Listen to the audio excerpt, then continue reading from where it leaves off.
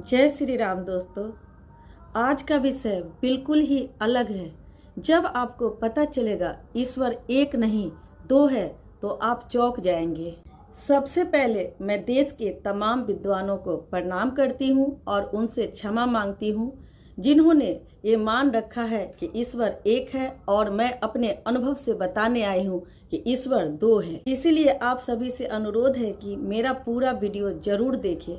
मेरे Facebook friend, Insta friend मेरे YouTube channel पर आए और ये जाने कि ईश्वर एक नहीं दो है। अगर कोई आपसे कहे कि क्या आप अपने पिता को मानते हो, तो आप कहेंगे कैसी बात करते हैं, कोई अपने पिता को भला मानता है क्या? मैं अपने पिता को जानता हूँ।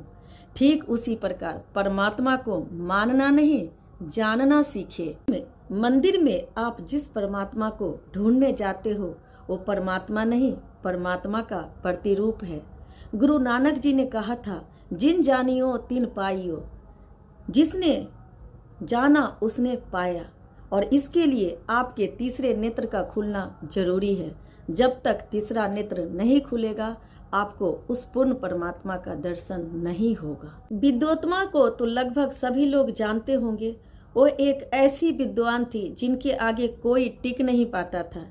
इसलिए उन्होंने एक प्रतिज्ञा ली थी कि जो उनसे ज्यादा विद्वान होगा उसी से वो शादी करेगी।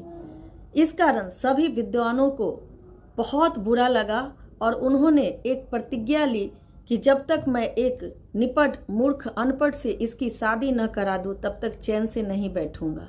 और इसी बात को लेकर सभी विद्वान एक ऐसे मूर्ख को ढूंढने के लिए निकल पड़े जिससे विद्वत्मा की शादी कराई जा सके।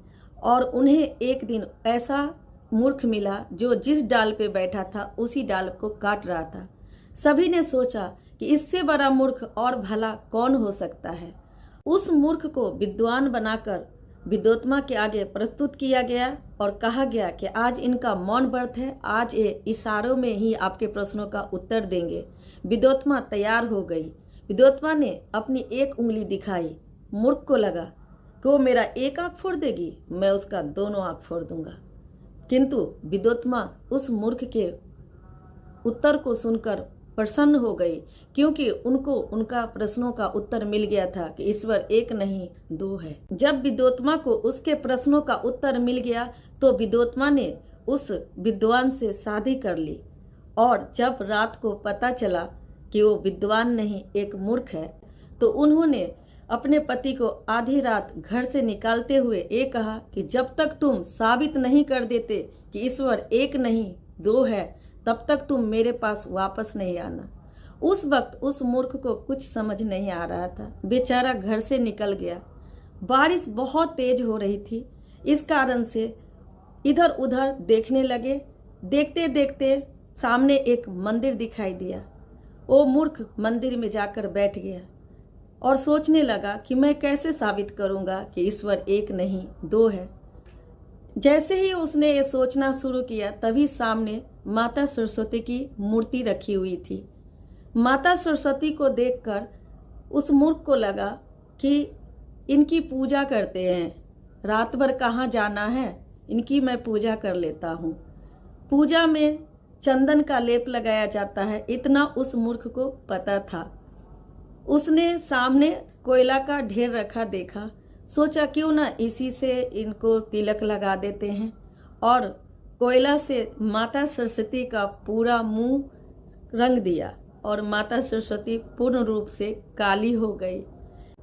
ये देखकर सरस्वती माता प्रसन्न हुई, बोली कि इस अबोध का मैं क्या करूं, इसे तो इतना भी ज्ञान नहीं है कि तिलक और कोयले में क्या फर्क है।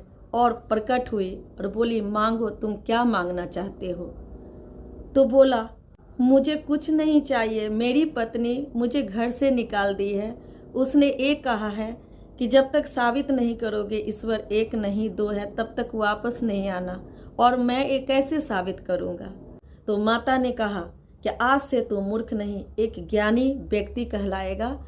माता सरस्वती उसे एक ग्रंथ देते हुए बोली कि आज रात इसका जितना पन्ना तुम पलट सको पलट लो। ऐसा कहकर माता सरस्वती अंतर ध्यान हो गई और उसने पूरी रात में पूरा ग्रंथ को पलट डाला और पूरे ग्रंथ का ज्ञान उन्हें हो गया। वो कोई और नहीं, महान कवि कालिदास के नाम से विख्यात हुए।